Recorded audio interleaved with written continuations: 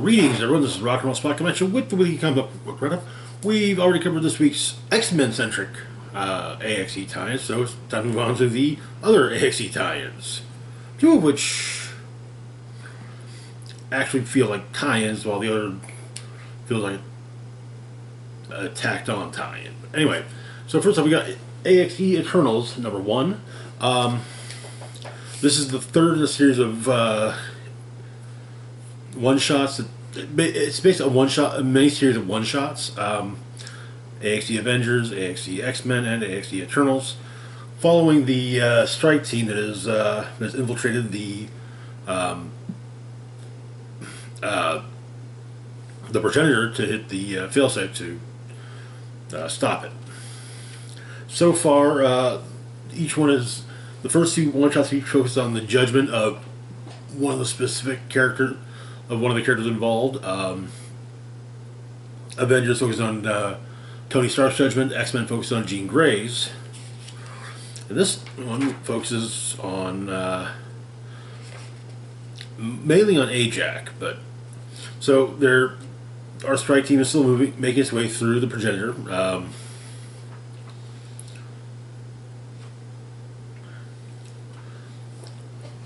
Dealing with the antibodies, which appear to be back, and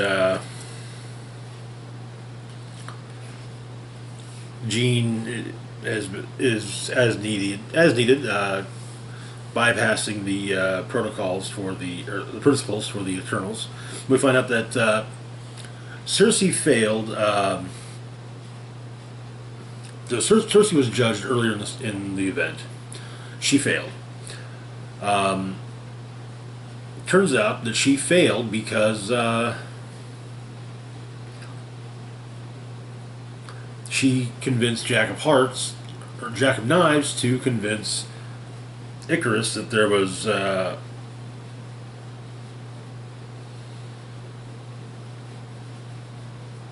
reason. There was actually a reason to not go public with, or to keep the secret that.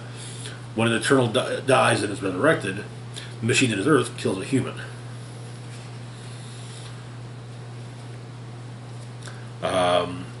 Ajax's judgment, however, is the main crux of the issue. She basically has to go through and kill every sentient being who has died for her resurrection face to face.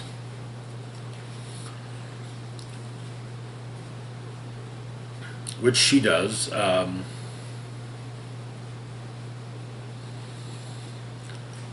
there's arguments about faith, with eventually the decision being made that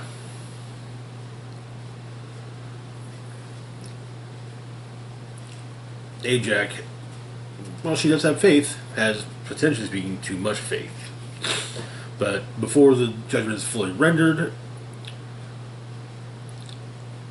Ajax posits that perhaps this does even for the Progenitor. And she doesn't believe that the Progenitor will fail her,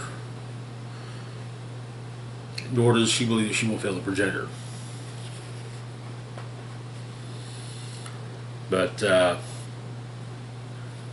at a point where they're not sure exactly which direction to go in, and then and so Ajax leads the way once again, and this time based on her faith, and that is where the issue ends.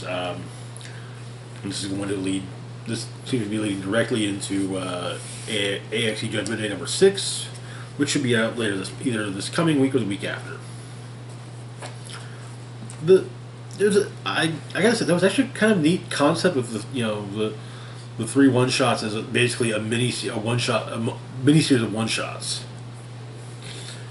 Moving on to the next book, we've got AXE Judgment Day, Iron Fist. So the Iron Fist series, which gave us Lin Lei, formerly the Chinese, the hero, formerly I was fairly certain he was Chinese, but I guess maybe he's actually basically the Asian hero. He was formerly the Asian hero Swordmaster. I think he's. I think the character is supposed to be Chinese. I sadly cannot recall. I haven't read much with the character. What I've read, I enjoyed, but yeah. But he's become the new Iron Fist, and the shards of his his family's mystical sword have been embedded in his arm since since the blade was shattered, and he is, but he's working. He has kind of, in a way, befriended Shu Lao, the Undying, the Dragon of Kunlun, and with Shu Lao having gifted him the iron, the Iron Fist, so to speak. However, Lin Lei's until recently missing brother has reappeared and led an invasion force to Kunlun to raise it, and then open the tomb, which has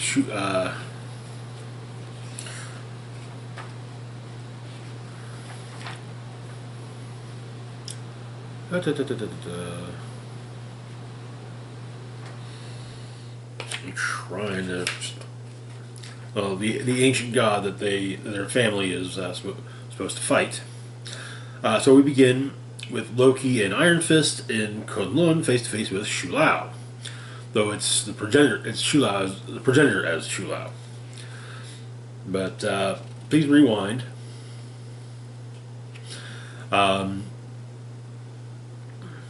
As Feng was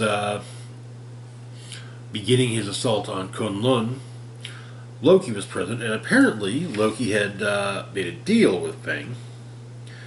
And once once Feng has conquered Kunlun, well, Loki will show up to collect. Over the Pacific,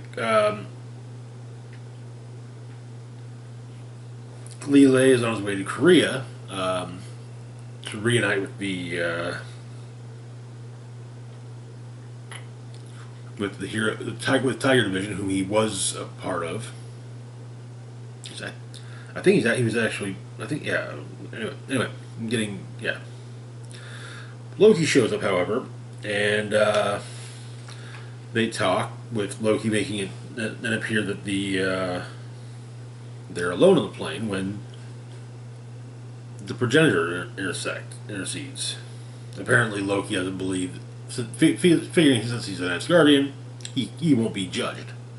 But the progenitor informs him that is false. And so both Loki and Lin Lei have their judgment, with Loki reliving a moment from his childhood where he knocked Thor into a frozen lake. But a rain of Mjolnirs knocks adult Loki into the lake as well. But Lin Lei is able to save him, pulling and tossing Mjolnir away as over nothing. Then they are in Kunlun, where they have to face off against Shu Lao, and Lin Lei explains what is everything with him and Shu Lao, and but he goes to take the heart of Shu Lao as the how an Iron Fist generally becomes Iron Fist, apologizing.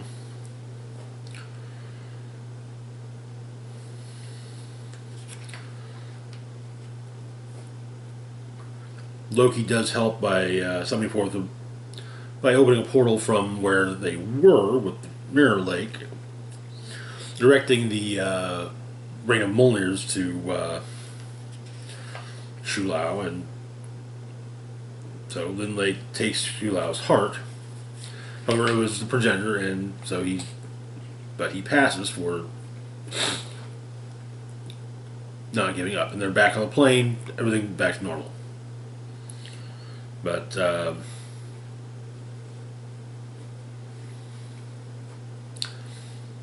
Lindley insists that Loki tell him everything, but Loki leaves. And then Feng fails. In Korea, Lindley is reunited with White Fox. What that is. Formerly of Agents of Atlas and currently of Tiger Division. Where was it at? Was it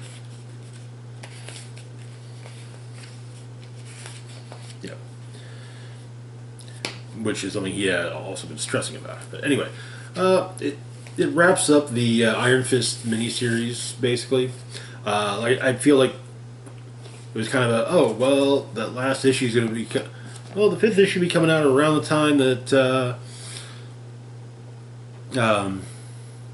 the Judgment Day is coming out, so why don't we stretch it out into... Why don't we not actually conclude the miniseries with the last issue, but, have a one-shot tie-in to wrap things up. So, otherwise, it was a decent issue. I do wish, however, we would have gotten kind of a... Okay, what was the deal made between Feng and Loki? But yeah, and moving on to our next book, we got Captain Marvel number 42. Where we left off, Carol as well as her allies were dealing with a horde of kind of sort of zombies. Turns out this is going on during Judgment Day, and so L'Oreal and Carol are both being judged. L'Oreal by her and Carol's mother. Carol by Marvel. Currently, the progenitors, the two avatars of the progenitor are looking at each of them, thumb neither up nor down. Just yeah. So they're trying to figure out what to do, how to basically avoid hurting anyone. Chewie sees this out the window, but is also being judged by Carol. Well, the progenitor appearing as Carol, which confuses Chewie to no end. But Chewie teleports around the apartment, goes after a mouse, but is given a quick no. Turns out that, but yeah. Various we see what's going on with various people in the building that Carol lives in.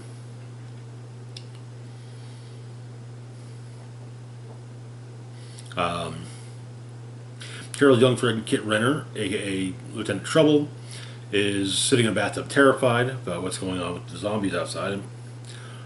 Her mother Mariana is attempting to call for roof evac per Carol's instructions.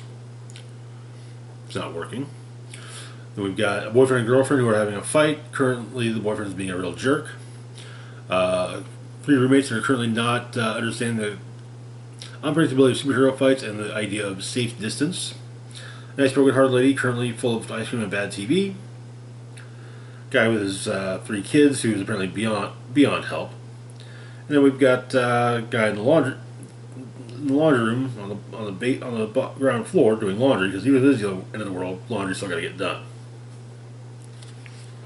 So Chewie teleports in to the arguing couples room or apartment. Basically, makes as if to eat the boyfriend, but instead teleports to the dumpster and drops him in it.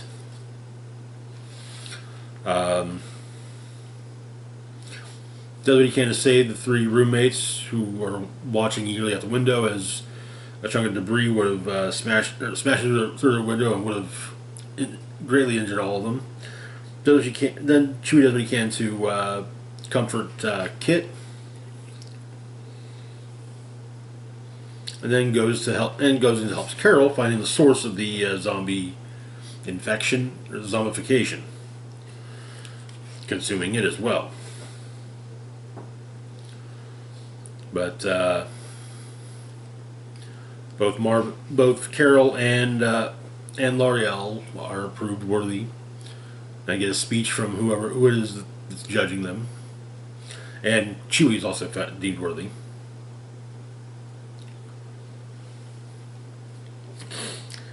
And that is where the issue ends.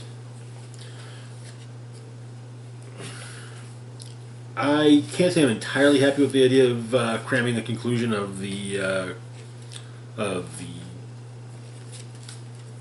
most recently running arc into a Judgment Day tie-in, but I've seen worse concepts, and it was still well done. It still worked.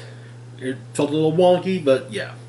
Moving on to our next book, we've got Amazing Spider-Man number 11, which is not an AXE tie-in. So, yeah, Peter Parker is working for Norman Osborn. But anyway, so the issue begins. Peter is called. Peter's talking on the phone with his old friend Betty Brant, but she and her husband Ned have just had a kid, Winston. Apparently,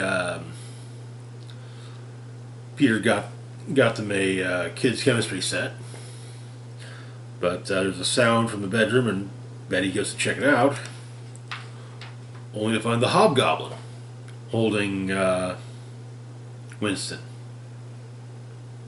It should be noted, for those unaware, Ned Leeds initially was framed for being the Hobgoblin, and then later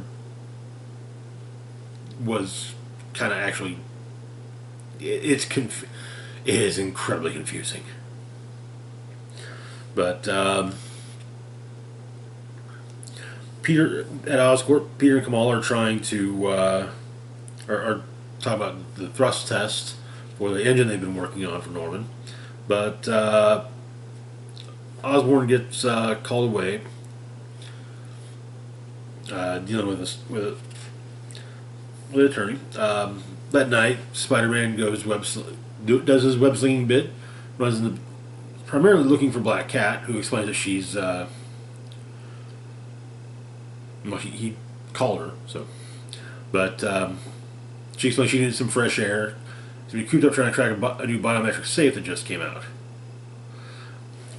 Totally for the greater good. But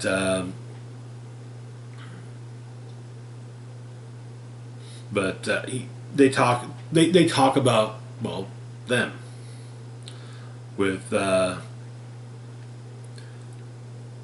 Peter saying, that they can tell they're doing that thing again, that thing where Felicia pursues him, and he pushes her away because he's scared. And Felicia presumes he wants to nip it in the butt.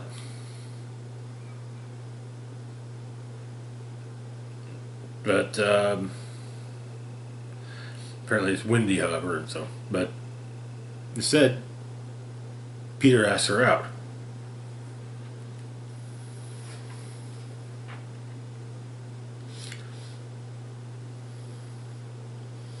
And he gets a maybe at.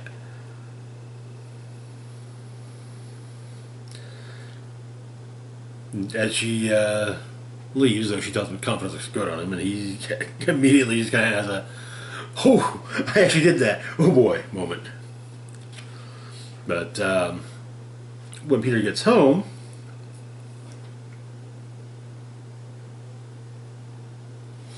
Ned Leeds is waiting for him.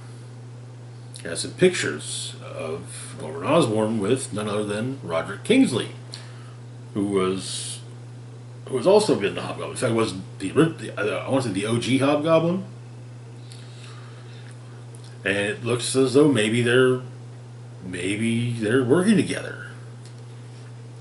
And so Peter confronts Norman about this, and Norman explains that he has been in contact with Roderick, with Kingsley. Because he basically stole Kingsley's business empire from him. So but the whole thing is that Kingsley basically wants his business empire back. So Norman and his lawyers found a way to divest Alchemax from, or Oscorp Alchemax from everything else, and then transfer everything else to those group of shell companies that would then control, which would be then given to Kingsley. And so, but Peter volunteers to, kind of like be backup for the meeting. So the meeting occurs, and Kingsley is, he's brought some muscle, but Osborn shows up alone. Like, hey, here's all the information, here's everything, But there's there's an odd sound though, and then some of Kingsley's muscle is killed, and the Hobgoblin attacks.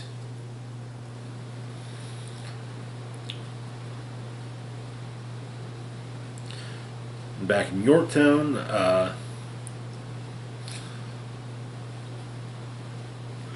Baby Winston is being reassured, presumably by his father Ned, that her mother's okay, just something to help her rest.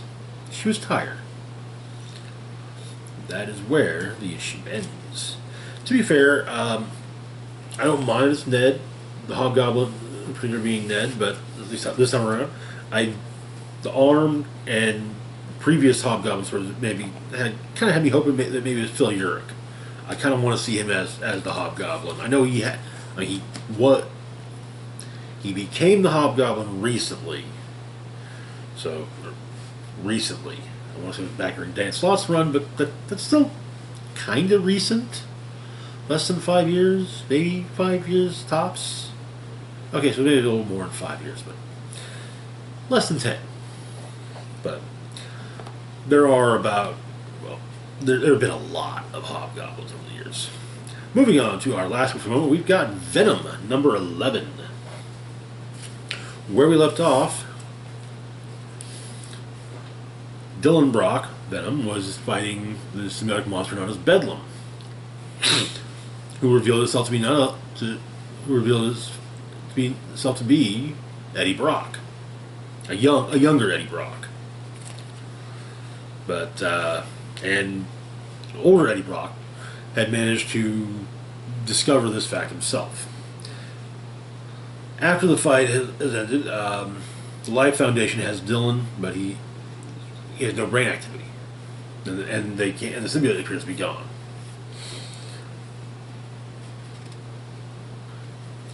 And they basically had to give up Sleeper. But it turns out that what happened was, basically Venom took Dylan's mind into itself and then escaped. And so Dylan is in the symbiote mindscape, which, wow, he's attacked by figments of Venom,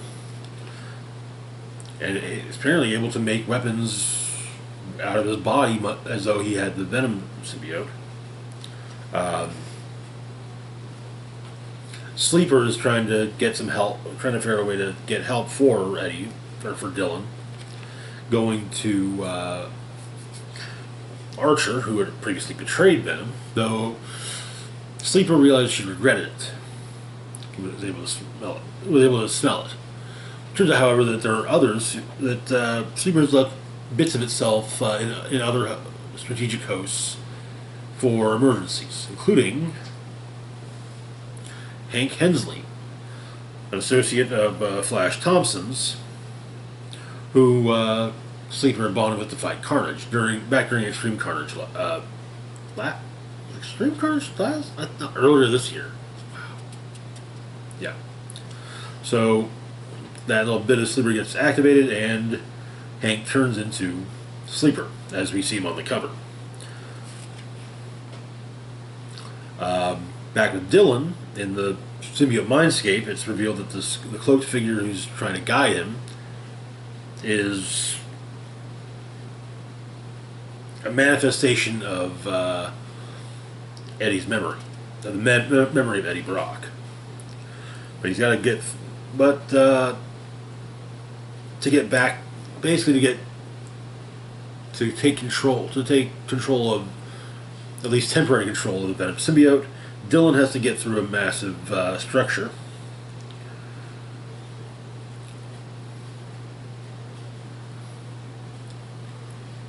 And but to get to that, he has to get through his dad. Well, the memory of his dad. And that is where the issue ends. Venom is definitely remaining interesting. The issues alternating between being written by Ram V and Al Ewing is brilliant. But anyway, that is going to do it for now. As always, feel free to like, share, and subscribe. Links to my Facebook, Twitter, Patreon, and PayPal found in the description box down below. This is Rock and Roll Spock signing off, saying, live long and rock hard.